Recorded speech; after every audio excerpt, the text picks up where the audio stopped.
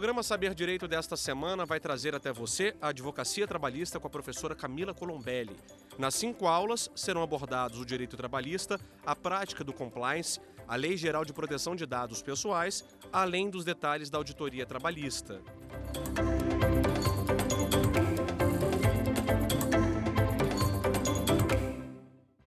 Nós vamos começar a nossa terceira aula e eu quero te convidar a permanecer aqui comigo.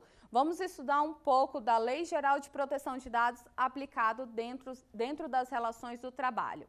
Na aula anterior, trazendo a sua memória, falamos sobre compliance trabalhista.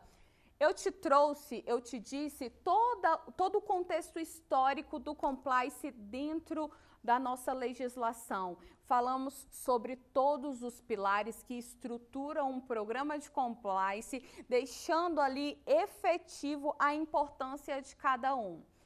Agora, de maneira específica, a gente vai falar sobre a LGPD. E eu quero começar te dizendo que a Lei Geral de Proteção de Dados, até esse exato momento, ela é de cumprimento obrigatório.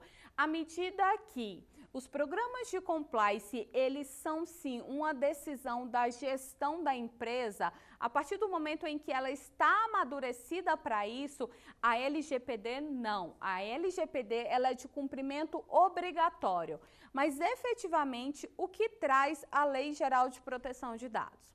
A Lei Geral de Proteção de Dados traz a obrigatoriedade no tratamento de dados pessoais. E por que existe essa obrigatoriedade? Por que é necessário que hoje a gente, e quando eu digo a gente, sou eu, é você, são as empresas, é todo o contexto da nossa sociedade se preocupe com a questão de dados pessoais. Os dados pessoais hoje, eles são o novo minério, é o novo ouro. Eles têm o poder de estruturar uma sociedade e eles têm o poder também de direcionar várias questões dentro de uma sociedade. Perfeito. Camila, você pode me dar exemplos? Antes de te dar exemplo, eu vou te explicar o que é um dado pessoal. Um dado pessoal é todo aquele dado que consegue te identificar ou te tornar identificável. Por exemplo, o seu CPF, o seu RG, o seu endereço, o seu nome completo. Todas essas informações são informações às quais, se eu tiver acesso, eu consigo te identificar. E agora eu vou te dar um exemplo da importância de tratarmos, de guardarmos e de zelarmos desses dados pessoais. Eu acredito que aqui todo mundo tem o hábito de ir à farmácia. Quando você chega lá na farmácia, qual é a primeira informação que te solicitam após você escolher os produtos? O número do seu CPF. Para quê? Para que você ganhe determinado desconto. Mas vejam essa situação. Se essa farmácia pega esse banco de dados que ela tem com todas essas informações, porque no sistema interno da farmácia, se você não sabe, consta toda a relação de medicamento que você comprou. Ela pega essas informações de dados e ela fornece esses dados para a indústria farmacêutica ou para as indústrias aí, para as empresas de plano de saúde. Com esses dados, a partir desses dados, melhor dizendo, essas empresas conseguem fazer uma análise, elas conseguem mapear um perfil e não é só o seu.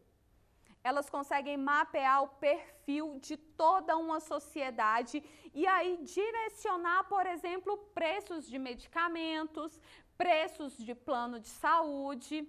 Vou compartilhar uma história pessoal com vocês.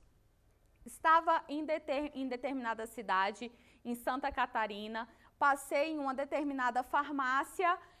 E aí essa farmácia me pediu o CPF, eu forneci o meu CPF para conseguir compreender qual era o próximo passo. A atendente virou para mim e disse a seguinte frase: a senhora tem um desconto maior por causa do seu convênio com a Unimed. o meu convênio médico é um convênio com a Unimed, e aí eu estaria ali ganhando um desconto maior. Ou seja, ela jogou o meu sistema o meu CPF no sistema da farmácia, o sistema da farmácia provavelmente é vinculado a algumas operadoras de seguro de saúde, de plano de saúde, e aí já puxou as minhas informações. Conseguem entender aí a proporção de informações que essas empresas têm e o que elas conseguem? A gente consegue fazer uma análise de perfil e nós temos hoje um exemplo muito claro, que foi o que aconteceu no caso da Cambridge Analytica. Eu não sei se você conhece, mas por meio desse caso nós tivemos a noção exata do que é mapear um perfil. Diz esse caso em que houve um mapeamento de perfis por meio do Facebook e por meio desse mapeamento de perfil, dessa análise de dados, as eleições dos Estados Unidos, onde o Donald Trump foi eleito presidente, foram direcionadas. Então, veja, dados têm peso, tem valor de petróleo. Então, sim, a gente precisa de um tratamento. E o Brasil era um dos únicos países nessas relações comerciais mais significantes em que não havia uma política de tratamento de dados. E aí, o que aconteceu? Por forças internacionais, né, questão de comercialização de países da Europa, aqui dentro do nosso cenário nacional, houve-se a exigência de uma lei que tratasse de proteção de dados. Foi assim que o Brasil trouxe a Lei Geral de Proteção de Dados para cá, para dentro do nosso arcabouço jurídico. A LGPD, ela entrou em vigor no ano de 2020 e ela passa a vigorar para todas as empresas. A Lei Geral de Proteção de Dados, ela trata sobre dados pessoais e dados pessoais sensíveis. Dados pessoais, como eu te disse, é tudo aquilo que eu consigo te identificar. Dados pessoais são todas as informações de uma pessoa viva, de uma pessoa natural, que eu consigo identificar ou identificável. E aí constitui um conjunto de informações ali de determinada pessoa. Já os dados pessoais sensíveis são aqueles dados em que potencializam, melhor dizendo, são aqueles dados que têm o potencial de machucar. Eu costumo dar esse exemplo e eu adoro esse exemplo. Tudo aquilo que te fere, que te machuca, que tem o potencial de te denegrir enquanto pessoa, é um dado pessoal sensível. A Lei Geral de Proteção de Dados, ela trouxe pra gente um rol, e aí eu preciso dizer para você que esse rol, ele não é um rol taxativo, ele é um rol exemplificativo com relação a dados pessoais sensíveis. E lá na legislação, quais são os dados que se considera dados pessoais sensíveis? Vamos lá? Origem racial ou étnica, convicções religiosas, filosóficas, opiniões políticas, saúde ou vida sexual de uma pessoa, dados biométricos. Por quê? Porque esses dados, de maneira específica, eles têm um poder de causar discriminação. Então, veja bem, vamos trazer todo esse contexto aí de proteção de dados, de LGPD, para dentro do nosso dia a dia, para dentro do dia a dia da advocacia. Eu vou dar um exemplo para vocês para trazer todo esse contexto da Lei Geral de Proteção de Dados para cá, para o nosso dia a dia, para o dia a dia da advocacia. A empresa que você presta assessoria jurídica decidiu fazer um processo seletivo. E dentro desse processo seletivo, para recebimento dos currículos, ela pede duas informações. Ela pede a sua opção religiosa e ela pede também a sua opção sindical. E aí, essas informações, elas são informações válidas para o processo seletivo, mas acima de tudo, elas são informações necessárias para o processo seletivo? A pergunta é essa, porque a gente já sabe que não são informações que têm validade, que podem ser solicitadas no momento de um processo seletivo. Mas o segundo ponto, qual é a necessidade de solicitar essa informação? Todas as vezes que a gente fala em Lei Geral de Proteção de Dados, aplicado aqui dentro do contrato de trabalho, é a primeira pergunta que nós temos que fazer. Qual é a necessidade de solicitação de determinada informação, no caso do nosso exemplo, no processo seletivo? Esse questionamento, ele vai te nortear. Ele vai te mostrar o que é de bom tom, o que é permitido e o que não é. E aqui, a gente precisa lembrar que a Lei Geral de Proteção de Dados, ela vai se aplicar em todas as fases do meu contrato de trabalho. Ela vai se aplicar desde a admissão, no período contratual, até o processo demissional. E na minha concepção, dessas três fases, melhor dizendo, qual é, sim, o momento mais crítico da Lei Geral de Proteção de Dados para os empresários? A fase mais crítica é, sim, a fase pré-contratual. Por quê? Porque nós temos a questão do fator cultural. E qual seria esse fator cultural? O nosso fator cultural faz com que a gente solicite inúmeras informações em processos seletivos, por exemplo, que não há necessidade. Nesse mesmo caminho, nós temos outra situação que diz respeito à questão de banco de currículos. O que as empresas... Melhor, como é que as empresas fazem o tratamento desses currículos? Como é que elas fazem o descarte desses currículos? Alguns meses atrás, nós tivemos uma situação bem pontual aqui no Brasil. Determinada empresa tinha uma sequência, um banco de currículos, e aí ela resolveu fazer o descarte desses currículos. E como é que ela fez esses descartes? Ela utilizou aqueles papéis como um embrulho. Então, por exemplo, eu comprava determinada peça e aí era uma peça de vidro. O que eu fazia? Eu embrulhava a peça com o currículo, colocava na sacola do cliente e o cliente ia para casa. Essa é a forma correta de fazer os descartes dos currículos? Não, por quê? Porque ali tem informações pessoais, ali tem dados que são considerados dados sensíveis, dados pessoais e dados pessoais sensíveis. E ainda que não tivesse, ainda que a gente não tivesse em vigor a lei, ainda que não tivesse em vigor a Lei Geral de Proteção de Dados, o posicionamento, a decisão da empresa de fazer o descarte desses currículos dessa forma foi a decisão correta? Foi o caminho correto a ser seguido? Ou não? A empresa deixou de valorizar quem ali estava oferecendo o seu tempo para trabalhar na empresa, para trabalhar ali naquela companhia. Então, são essas situações, são esses processos internos que, com a Lei Geral de Proteção de Dados, nós vamos ter que começar a observar. Ou seja, toda a análise dos processos da empresa agora passa a ser obrigatória. A gente vai ter que adequar esses processos à Lei Geral de Proteção de Dados.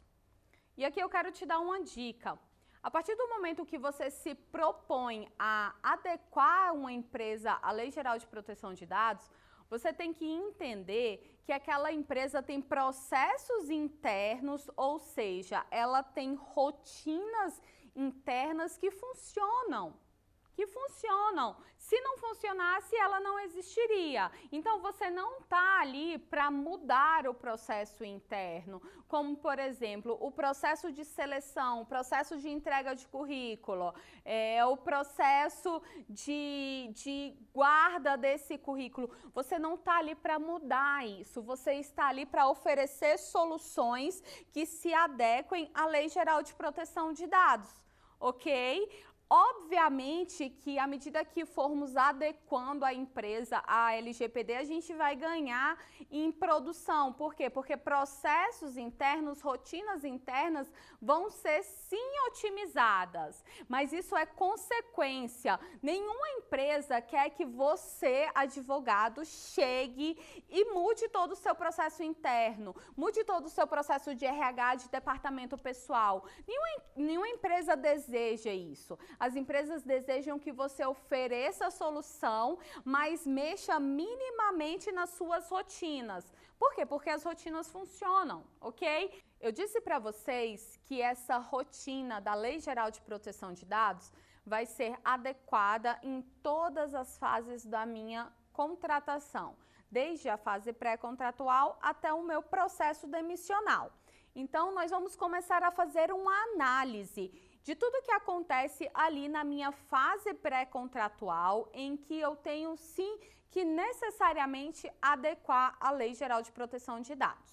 Na minha fase pré-contratual, principalmente no que diz respeito à disponibilização de vaga, a análise de currículo, entrevistas dinâmicas de escolha do candidato selecionado, ela deve ser analisada. Por quê?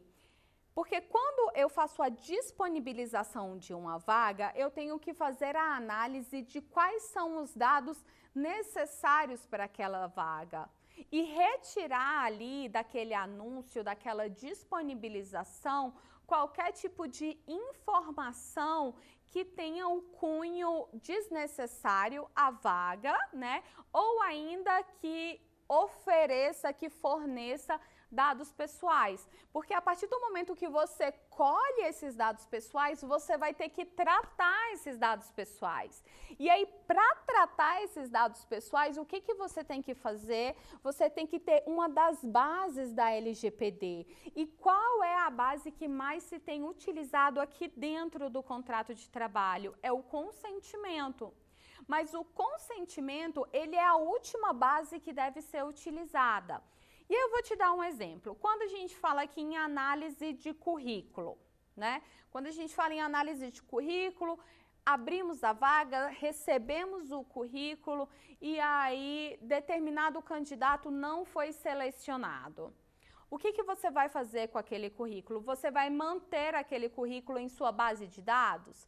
Para isso, você precisa de uma autorização. Nesse caso, sim, é consentimento. Por quê? Porque a gente não tem nenhuma base legal.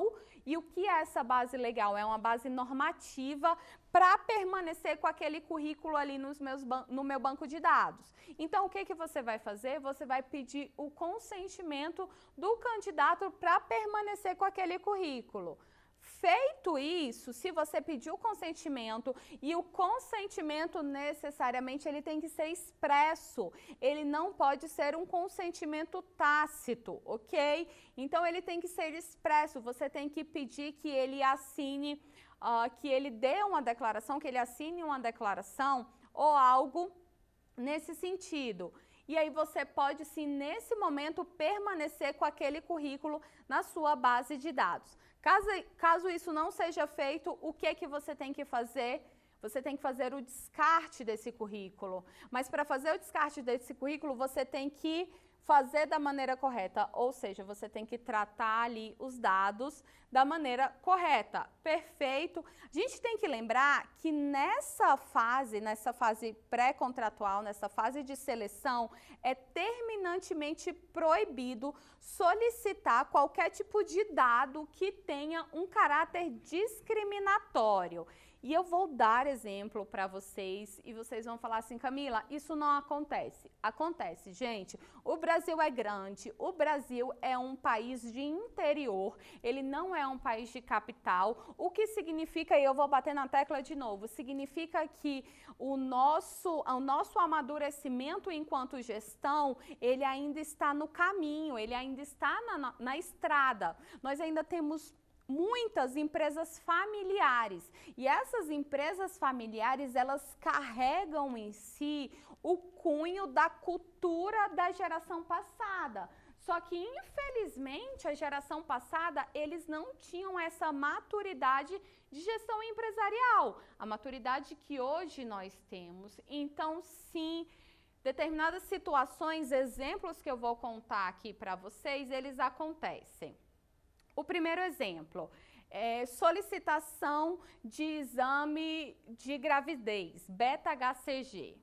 Existem ainda empresas que solicitam o beta-HCG para colaboradora, para futura colaboradora, para candidata. Isso é um fator discriminatório completamente discriminatório. E qual é a razão de solicitar esse beta-HCG, esse exame de gravidez? Não seria aí uma conduta discriminatória da empresa? Por quê? Porque hoje nós temos muito vivo e eficaz no nosso meio empresarial que homens e mulheres, e é o que diz também a nossa Constituição Federal, eles são iguais perante a lei. Ou seja, eu não posso fazer um processo seletivo, solicitar um beta-HCG de uma colaboradora e, caso dê positivo, tirá-la, discriminá-la. Compreenderam? Então, qualquer conduta que tenha o cunho discriminatório, que tenha um cunho de, sim, solicitar dados pessoais sensíveis, é totalmente contrário à Lei Geral de Proteção de Dados. Aqui, nós temos uma exceção à regra que eu quero compartilhar com vocês. São os exames toxicológicos e são os pedidos aí de antecedentes criminais. Os exames toxicológicos, a legislação do motorista, por exemplo, exige para uma contratação.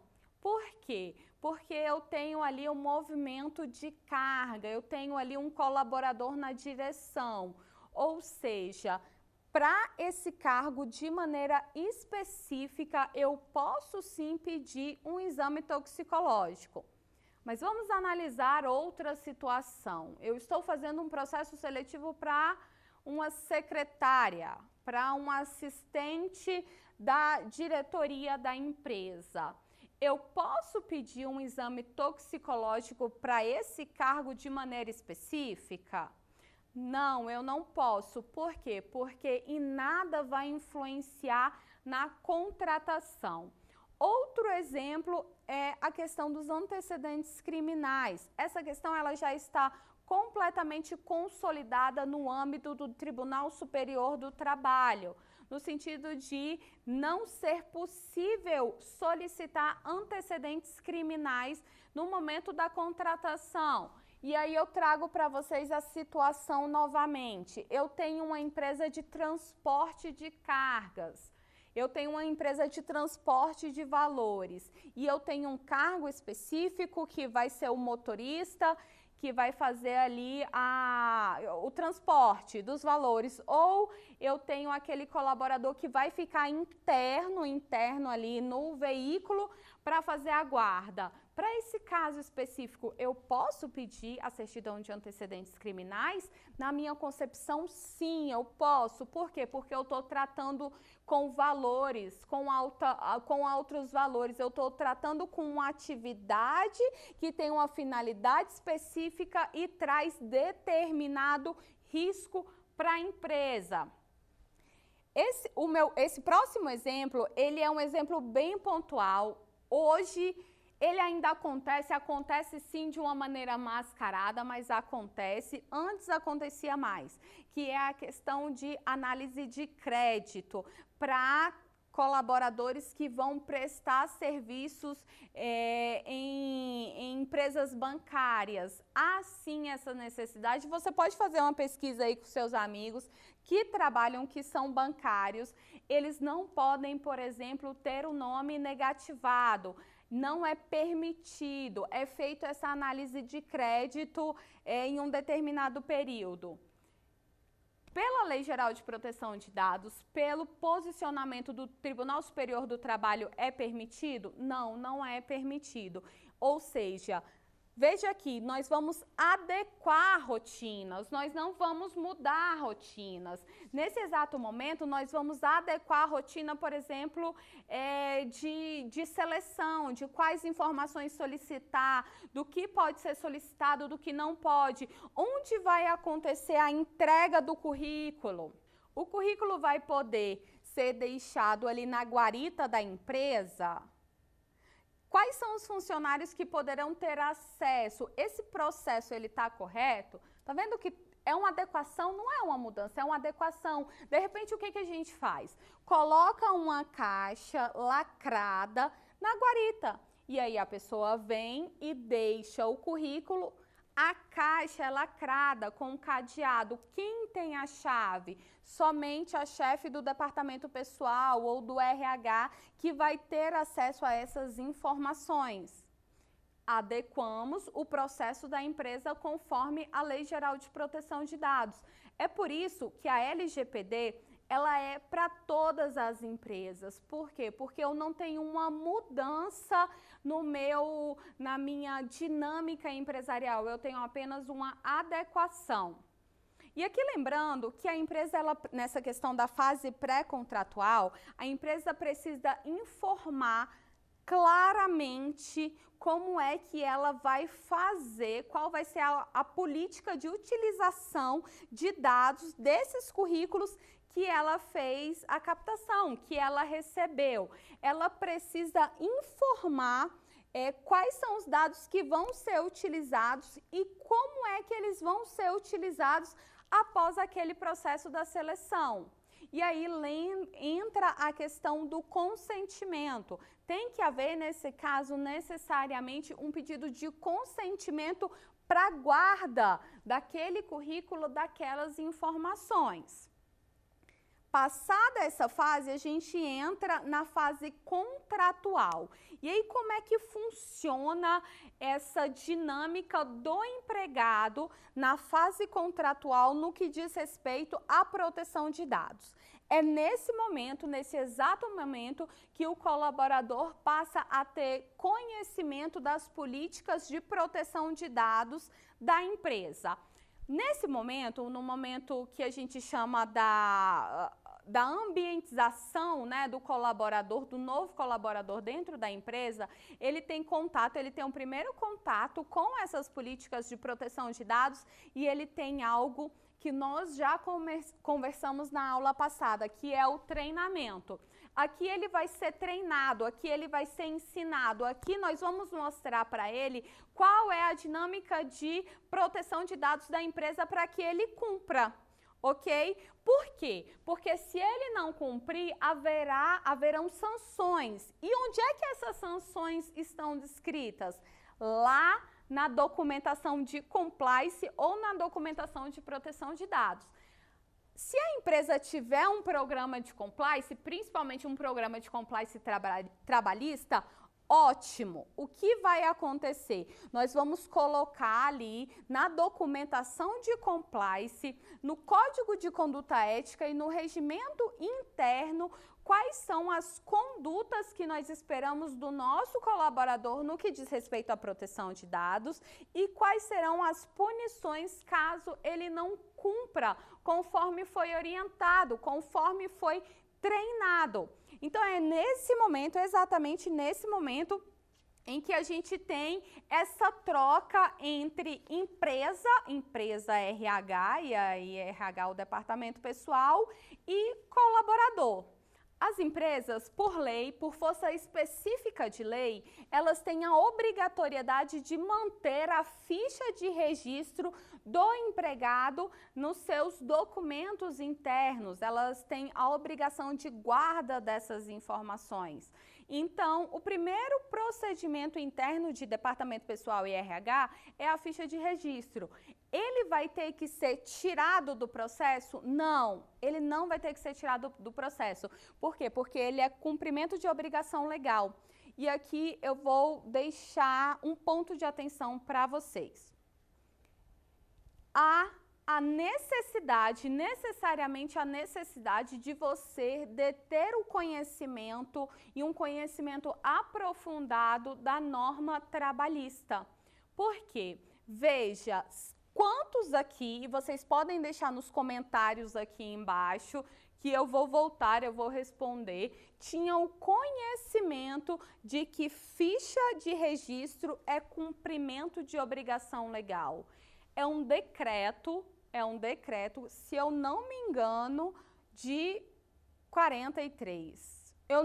O ano do decreto eu não me lembro ao certo, mas é um decreto, é cumprimento de um decreto em que a empresa tem que manter no seu interior a ficha de registro do empregado. E aí o que nós vamos fazer? Adequar essa ficha de registro ao cumprimento legal. Lá no decreto tem dizendo todas as informações que são necessárias conter nessa ficha de registro. E é exatamente isso que nós vamos fazer, uma adequação à Lei Geral de Proteção de Dados. Quero entrar em outro ponto sensível aqui da LGPD dentro do contrato de trabalho. É no que diz respeito à segurança e medicina do trabalho. E por que eu estou ressaltando esse ponto? Dados de saúde, eles são considerados dados sensíveis. Ou seja, nesse ponto aqui, nós precisamos ter uma maior atenção de como nós vamos tratar esses dados. Dados de atestados, dados que são repassadas informações em laudos. Por exemplo, esses dados do toxicológico, que são feitos pelo motorista. A empresa tem acesso ao laudo ou não? Ela tem acesso somente ao que se deu de maneira conclusiva, reagente ou não reagente. Por quê? Porque quando você faz um exame toxicológico, ele vem um gráfico. A primeira folha dele é a folha que dá a informação se teve contato, né, se o colaborador teve contato com a substância. Mais atrás existe um gráfico e nesse gráfico tem informações muito detalhadas no que diz respeito a se o colaborador teve contato com a substância, qual foi a substância, há quanto tempo essa substância está no organismo, ok? Então, assim, a gente tem informações detalhadas que são considerados dados sensíveis. A empresa tem acesso a essas informações? Se tiver, qual é a necessidade? Qual é a necessidade? Porque no primeiro momento, a priori, conforme empresas que a gente presta assessoria jurídica, elas precisam somente do resultado se deu positivo ou negativo para a substância, né? Para a substância química. Ela não precisa ter acesso a esse laudo descritivo, mas várias empresas têm acesso a esse laudo. Ou seja, a gente vai precisar adequar. Por quê? Porque não há necessidade de você ter acesso a esses dados e a partir do momento que você tem que tratar. E você vai tratar como? Não existe base legal para você ter acesso a esse documento. Não existe. Você vai passando pelas bases de tratamento da Lei Geral de Proteção de Dados, você chega no consentimento. Como é que você pede consentimento para o seu colaborador? Para manter sobre sua guarda uma informação dessa. E pior, existe um cenário muito pior aí. E se essa informação vazar? O laudo deu positivo para contato com a substância, né? Com a substância do toxicológico, e aí a gerente de RH, distraída, deixou não apenas o resultado, mas o laudo em cima da mesa, alguém passou e olhou, e a informação vazou por toda a empresa que determinado colaborador usou, por exemplo, cocaína. Como é que fica a empresa? Eu vou te dizer como é que ela fica. Com uma ação trabalhista por indenização por danos morais. Não satisfeito com a ação trabalhista, ela fica com uma ação civil também, que pode ser movida não apenas pelo Ministério Público do Trabalho, mas também pelo Ministério Público Estadual. Por quê? Porque ela não está cumprindo a norma de proteção de dados. Logo, eu tenho em minhas mãos um dado sensível, sem qualquer tipo de necessidade de guarda daquele dado, e eu tenho um risco, ou seja, o meu risco é alto. O risco de trazer um problema, um passivo trabalhista para a empresa, nesse caso do exemplo específico, é muito alto. E aí nós vamos caminhando com relação a essa questão de segurança e medicina do trabalho. Esse foi um dos exemplos, na minha concepção é o exemplo mais grave, né? É a situação mais grave que nós temos, para demonstrar para vocês que a LGPD, ela tem aplicação em todos os setores da empresa. Um outro exemplo é com relação aos dados que você transmite, que você, enquanto empresa, transmite para outras empresas que prestam serviço. Por exemplo, empresas que fornecem vale alimentação, empresas que fornecem plano de saúde para os seus colaboradores, empresas que fornecem também seguro de vida. Como é que é essa relação de fornecimento de dados pessoais? Por quê? Porque essa outra empresa, ela também estará... Melhor dizendo, ela também deverá estar passando por um processo de adequação à LGPD. E aí, o que nós faremos, então, nesse momento? Uma revisão de todos os contratos, não apenas contratos trabalhistas, porque, novamente, o permissivo legal, ele vai ser usado, a base de autorização, ela vai ser usada somente como última opção. Somente, se eu não encontrar nenhuma base normativa para tratar aquele dado, aí eu uso o consentimento. Mas nesse caso aqui do B2B, que é prestação de serviço de empresa para empresa, o que nós vamos ter que fazer? Nós vamos ter que fazer uma remodelagem no nosso contrato de prestação de serviço e nós vamos ter que fazer o quê? Uma due diligence. Para quê? Para verificar como é que aquela outra empresa está tratando os dados do meu colaborador, os dados que eu forneci para ela. Então, vejam, eu dei 2 exemplos para vocês na constância aí na dinâmica, melhor dizendo, do contrato de trabalho.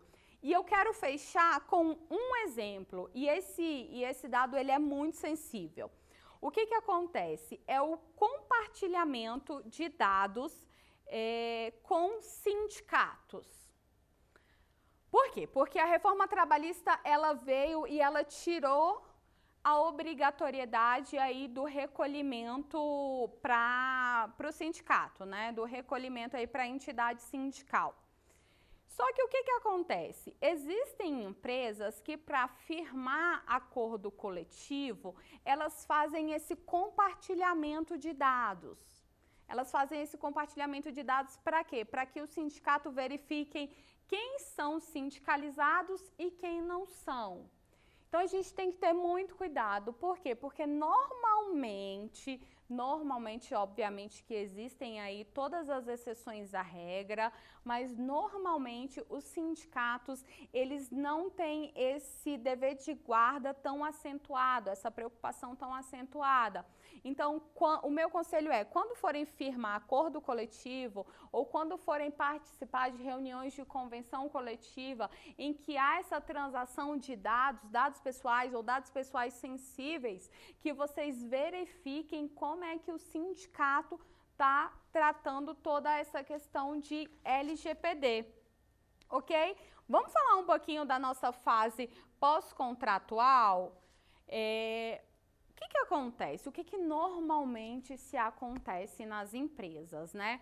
O nosso vínculo de trabalho extingue, a nossa prestação de serviço extingue, há o desligamento do colaborador, e aí o que nós fazemos com todas aquelas informações que foram colhidas ao longo do contrato de trabalho? Elas ficam em ou servidor específico, ou elas ficam sob guarda em um arquivo específico. E como é que está esse arquivo?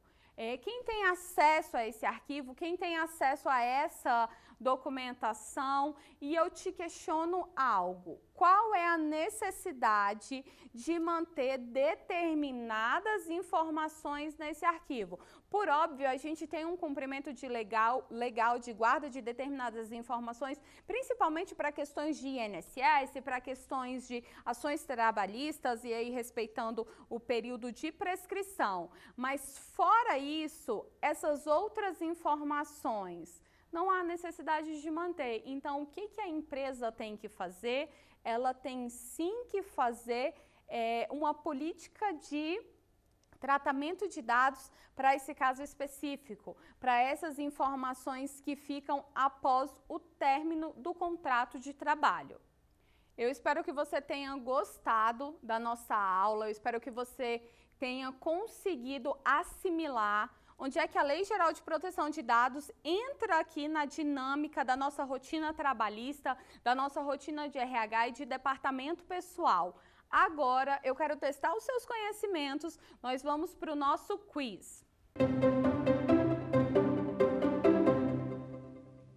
A Lei Geral de Proteção de Dados Pessoais é uma norma de caráter geral e amplo, destinada a todas as relações jurídicas que envolvam a presença de 2 requisitos por ela indicados, e todas as relações jurídicas que permeiam a manipulação de informações de pessoas físicas.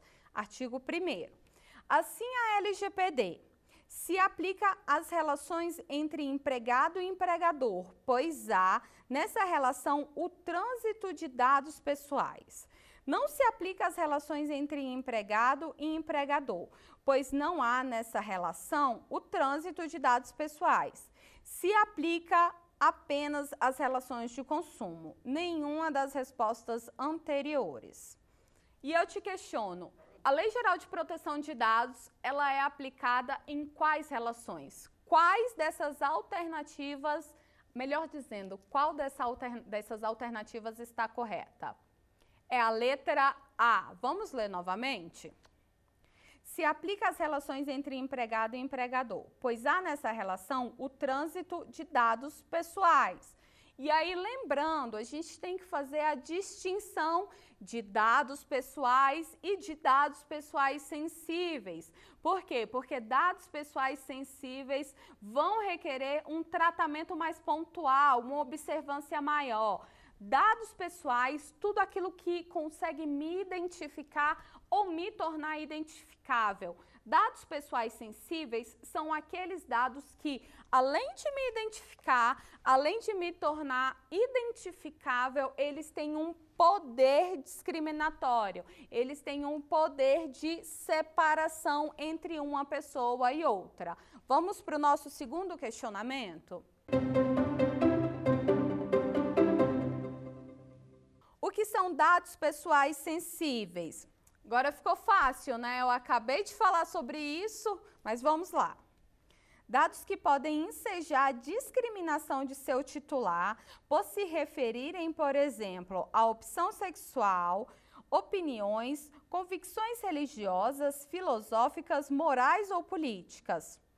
Item B. Qualquer informação relativa a uma pessoa natural que possa identificá-la ou ser identificável. Item C.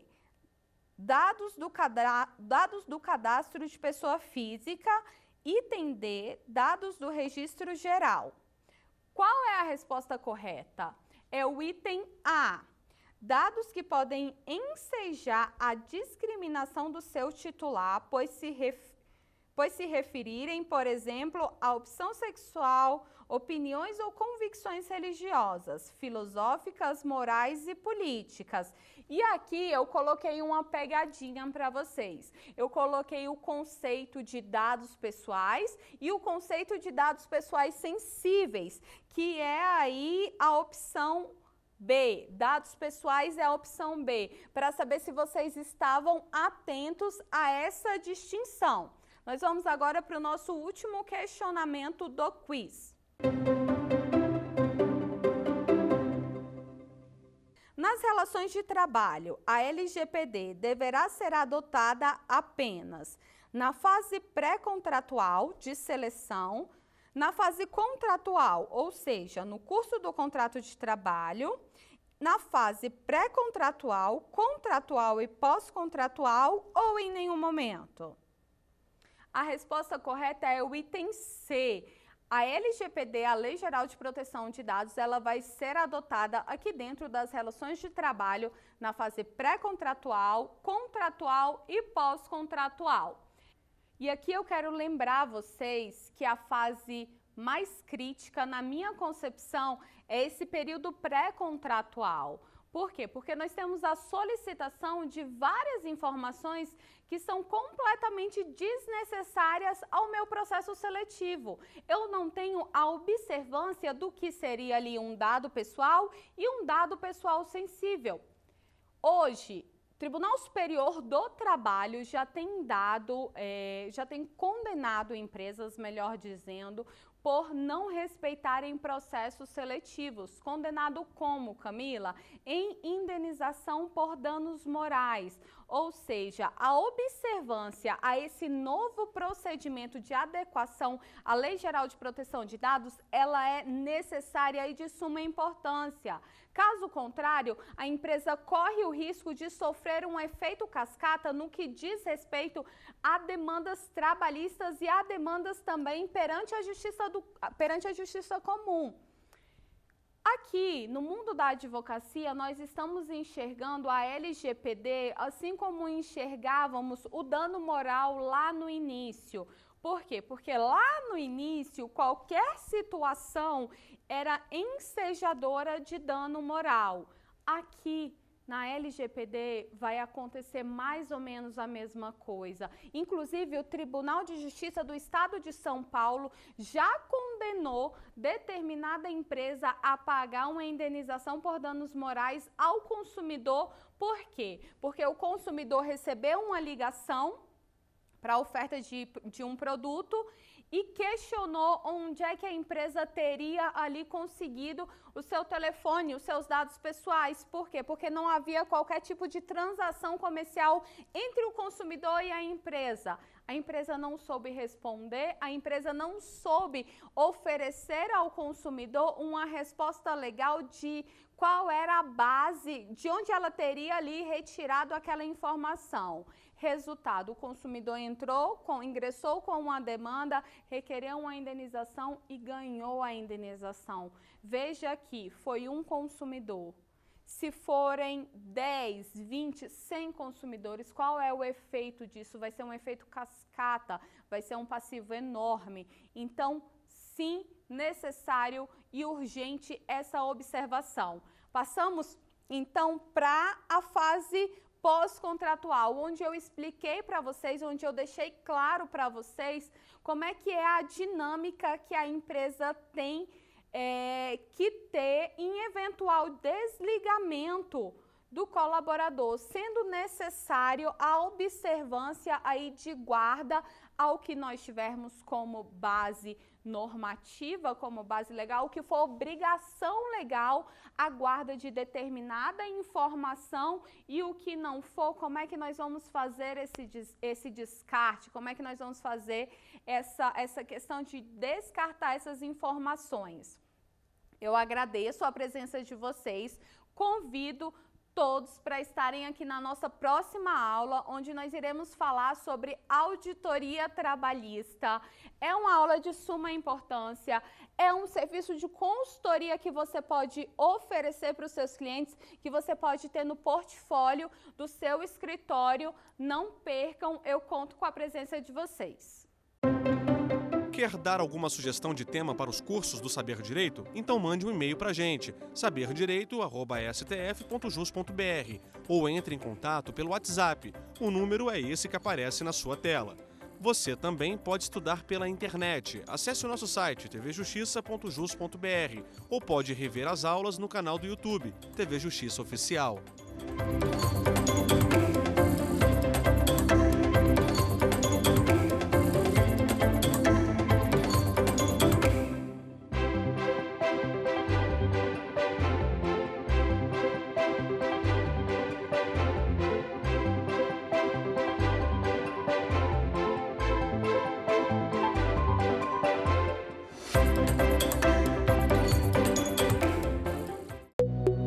Música